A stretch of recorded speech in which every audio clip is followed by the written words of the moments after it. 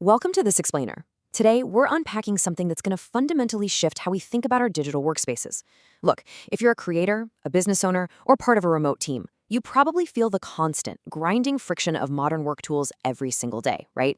We're talking about that severe app switching fatigue, data silos where your files are just trapped across 3 different platforms, and that ever-present subscription bloat that slowly drains your budget. Well, the source material we're looking at today proposes a way to break completely free from these traditional constraints. They call it professionalism without borders. Let's jump right in.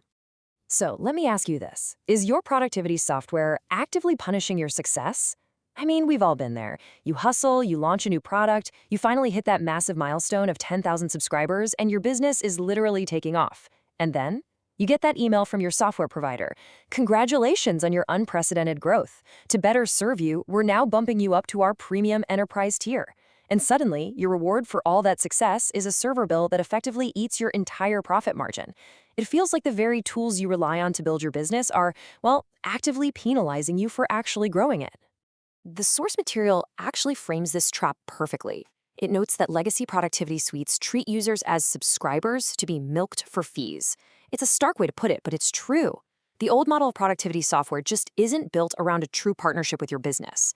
Instead, it's totally designed around extracting as much ongoing, variable revenue from you as humanly possible. Under this old paradigm, you don't actually own your tools. You're basically just renting digital space on someone else's servers, paying a perpetual and usually ever-increasing toll simply to have the privilege of doing your job.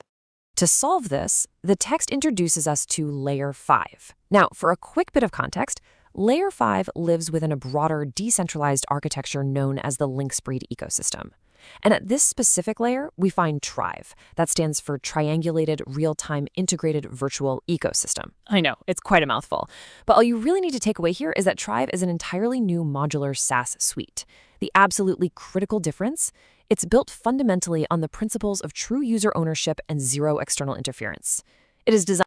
And honestly, the most radical shift in this entire ecosystem boils down to just one number: zero. A 0% success tax. Just imagine you're a creator who spent the last 6 months pouring your heart into a high-ticket online course. You launch it, and boom, it makes $50,000 in the first week. Under the traditional model, the platform hosting your course might skim anywhere from 5 to 20% right off the top. But if you're using Trive to sell your products or launch those courses, Linkspreed takes 0% of your revenue. Zero. There are absolutely no hidden fees tied to your sales volume. Let's put that into perspective and contextualize why it's such a real game changer. Legacy gatekeepers take a cut of everything you earn. They are essentially taxing your hard work and ingenuity with these variable, usage-based pricing models that honestly just create constant anxiety. You never quite know what your software bill is going to be if you happen to go viral. But the Trive ecosystem? It operates on a highly predictable flat fee for the underlying infrastructure. Linkspreed lets you keep exactly what you make. And that predictability allows a business to confidently scale without the paralyzing fear that a sudden traffic spike will bankrupt them in back-end server costs. So, to really understand how this alternative reality operates, we need to look at Trive's 3 main technical pillars. We have end-to-end encrypted collaboration, modular agility, and universal compatibility. These 3 elements form your brand new operational arsenal. First up, let's talk about collaboration and privacy. Whether you're chatting with your team or editing highly sensitive documents, you aren't logging into a central server controlled by some massive tech corporation. The infrastructure is a decentralized network. What this means in practice is that we are entirely removing the middleman. Because there isn't a central server farm routing your messages, there is physically no gatekeeper capable of reading your data. It guarantees true end-to-end encryption. Your corporate secrets, your private plans, your intellectual property, it all stays strictly private. The architecture mathematically prevents anyone from looking over your shoulder.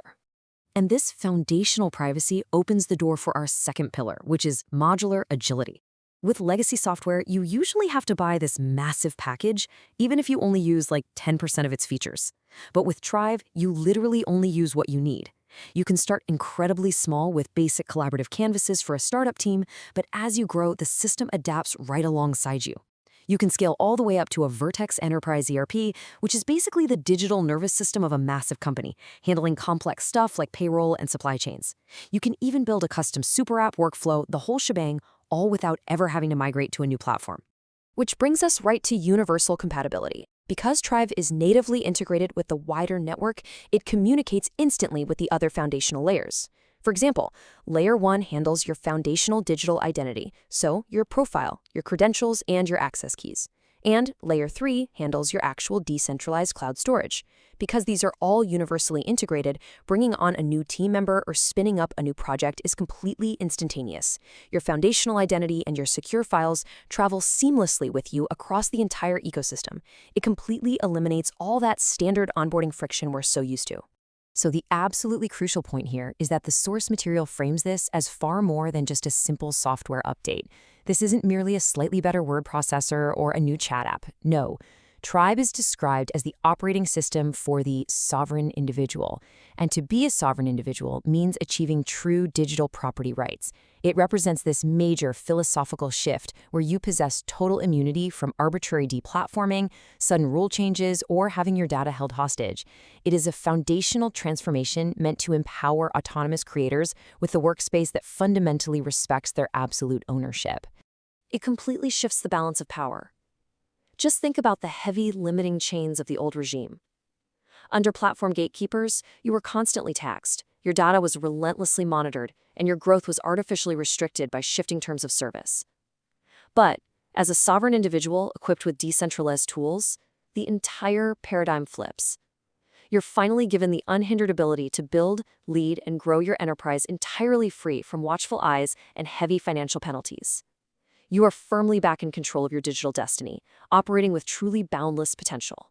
Which leaves us with one final, incredibly vital question posed by the source material.